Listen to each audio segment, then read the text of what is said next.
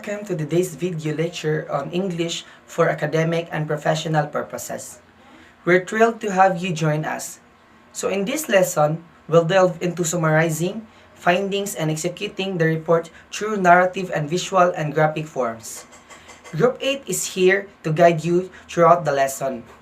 So let's jump right in and embark on this educational journey together.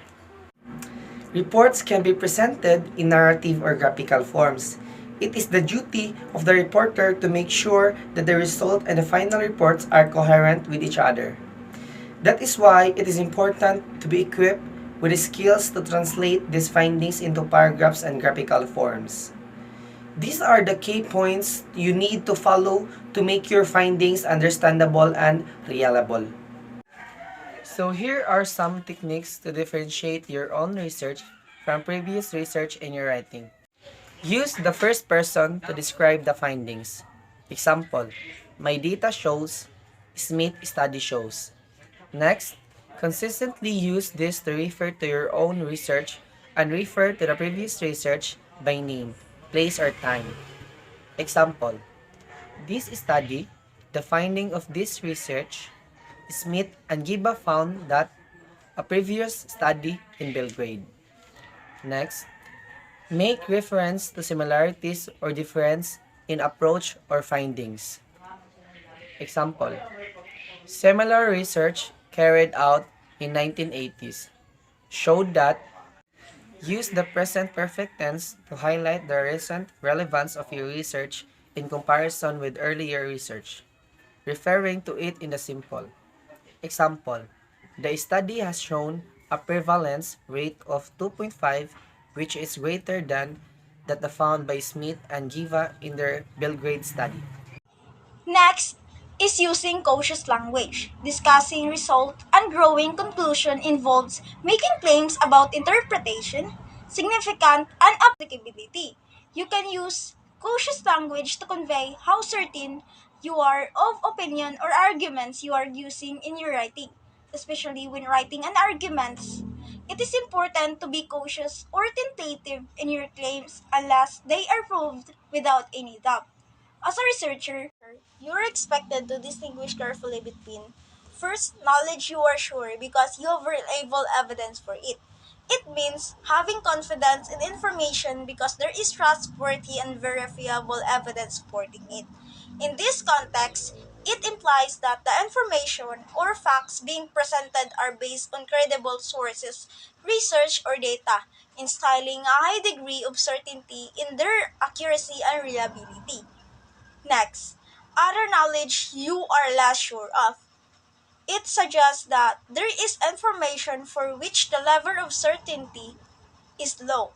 This could be due to various reasons such as limited evidence or ongoing research. In these cases, it's crucial to acknowledge the uncertainty and approach the information with a degree of caution, recognizing that there might be room for interpretation or that further evidence could potentially alter the understanding of the subject. Next is other knowledge you or think is only within the realms of possibility. Refers to the information that are considered conceivable but lack of evidence or strong confirmation. It remains a potential concept that aligns with the boundaries of what could be true to achievable. Therefore, very strong claims are rare in academic writing. Here's an example of a claim. Reducing fat intake lowers the risk of heart disease.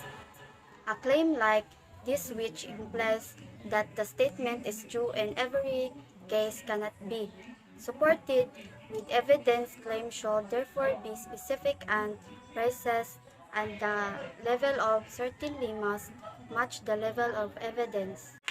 There are many methods used in academic writing to qualify claim. Indicate the degree of probability. It refers to expressing the likelihood or chance of something happening or being true. It is a way to quantify the level of certainty or uncertainty associated with or claim or statement. There are various ways to indicate the degree of probability, such as using probability words like certains that reducing fat intake lowers the risk of heart disease. It is very probable, highly likely, that reducing fat intake lowers the risk of heart disease. It is likely that reducing fat intake lowers the risk of heart disease. It is possibly that reducing fat intake lowers the disease of heart disease. This is unlike that reducing fat intake lowers the risk of heart disease. Second, distance yourself from the claim. It means to dissociate or separate yourself from a particular statement or assertion. It is a way to express that do not support or agree with the claim being made. Distance can be created by using phrases like reducing fat intake appears to lower the risk of heart disease. It seems that reducing fat intake lowers the risk of heart disease. Some researchers suggest that reducing fat intake lowers the risk of heart disease. Or B, from the data by showing its limitation. When we talk about from the data, we are referring to insight or information that we can derive from available data. However, it is important to recognize that data has limitation that might impact the accuracy of the conclusion drawn. To emphasize this limitation, we can use a qualifying verb such as PowerPoint by acknowledging the limitation and using different methods to overcome them. Researchers can obtain more accurate and reliable understanding of the data. Some studies indicate that reducing fat intake lower the risk of heart disease. For this age group, reducing fat intake lowers the risk of heart disease. In most cases studies, reducing fat intake lower the risk of heart disease. Number 3. Use a qualifying verbs. It is used to strengthening or soften the sanctity of their claims. For instance, they might use verb like tends and contributes. Reducing fat intake tends to lower the risk of heart disease. Reducing fat intake contributes to lowering the risk of heart disease. The use of this language helps convey authors' instant and the level of evidence supporting their claims. Number 4. In this practice, a combination of these methods is often used. Implies that in academic writing, reporters or researchers frequently employ various methods to support and strengthening their claim. This approach typically involves utilizing a range of research techniques or source to provide a well-rounded and substantiated argument. For example, the majority of the study indicate that for this age group, reducing fat intake contributes to lowering the risk of heart disease. What is survey? A survey is a research method for collecting information from a selective group of people using a standardized questionnaires or interviews. A survey is a method of gathering data or information from a specific group of individuals or a population. It involves asking series of questions to elicit responses that can be used for analysis and research purposes. Surveys can be conducted in various formats, including person interviews, telephone interviews, online surveys, or mailed questionnaires. What is questionnaire? A questionnaire is a specific tool or instrument used to collect data or information from individuals or a population. It is a written set of questions or items that are designed to gather specific information for research or evaluation purposes. Questionnaire is the data collection component of overall survey. Are questionnaire and survey the same? This is an important description between them.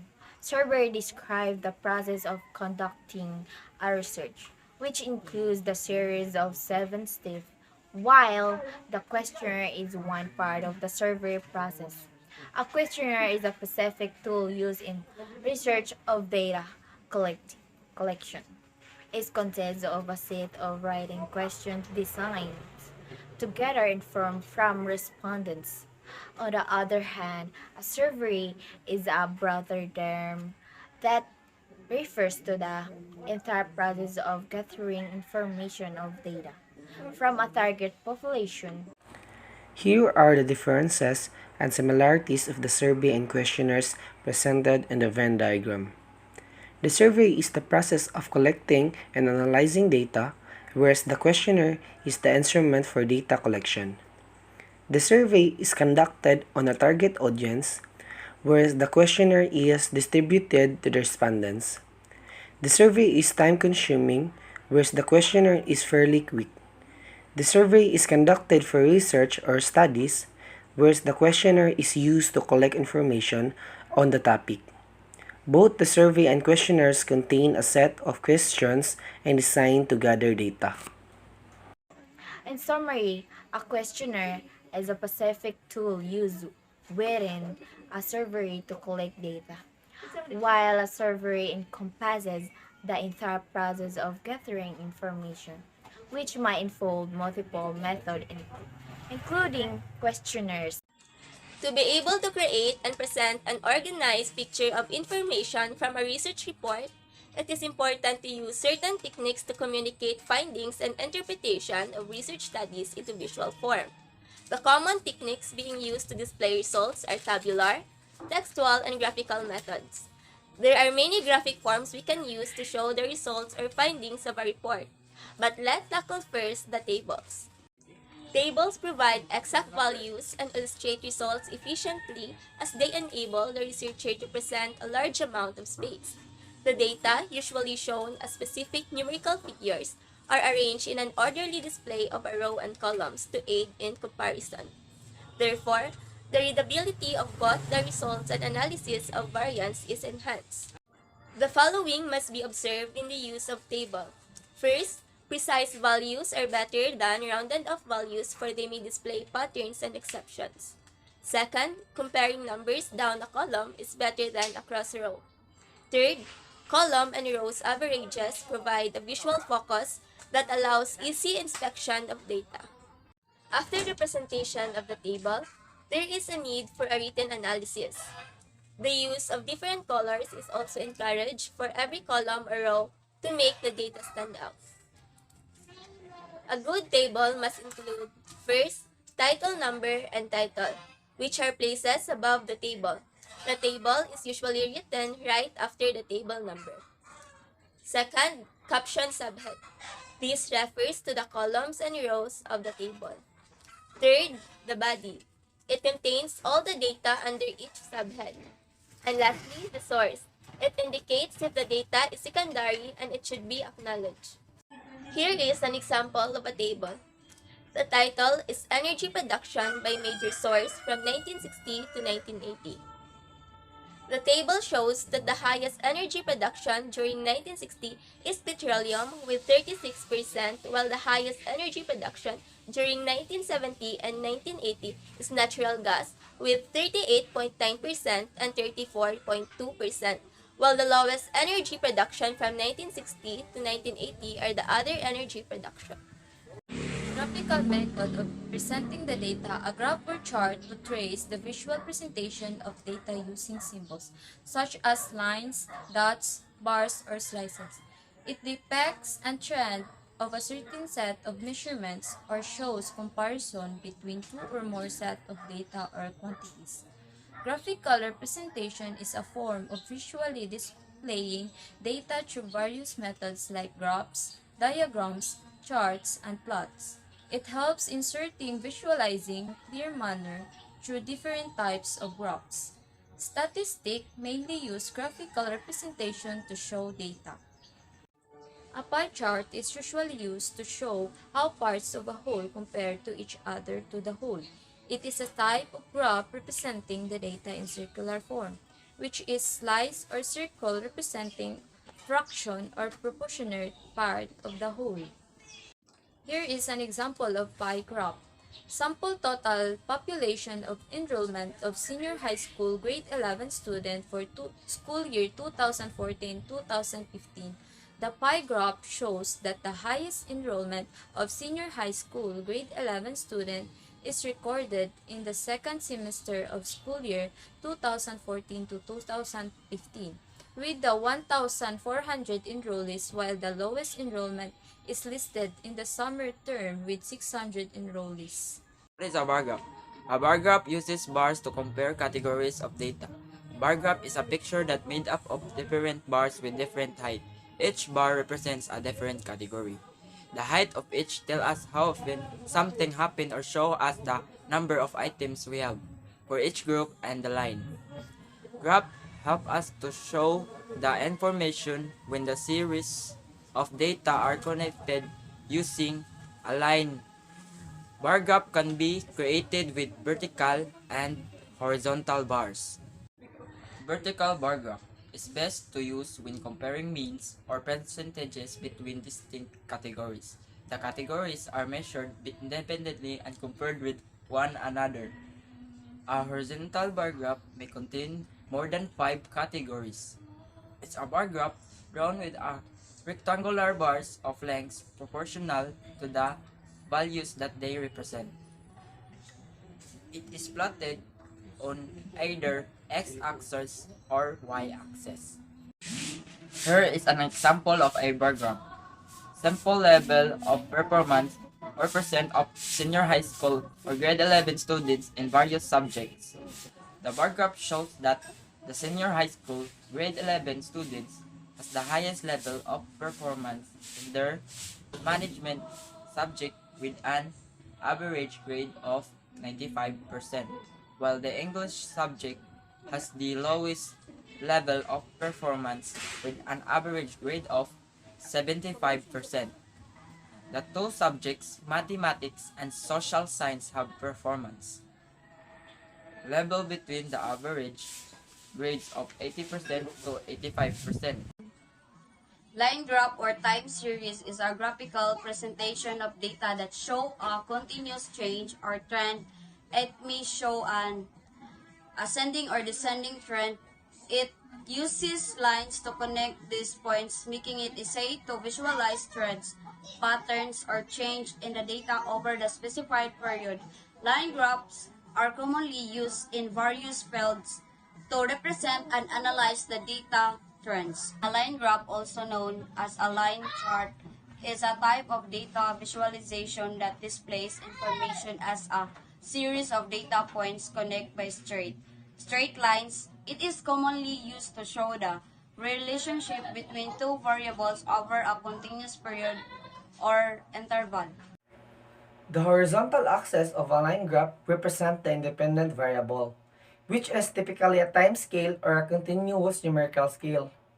The vertical axis represents the dependent variable, which is the variable being measured or observed. Here is an example of a line graph.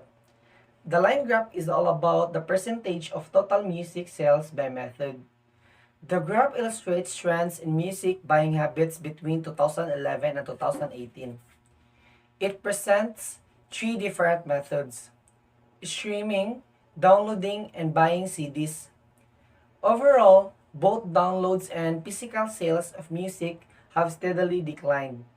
The latter has slumped since 2011, while the downturn for the former began in 2014. However, there has been a sharp rise in people streaming music since 2013.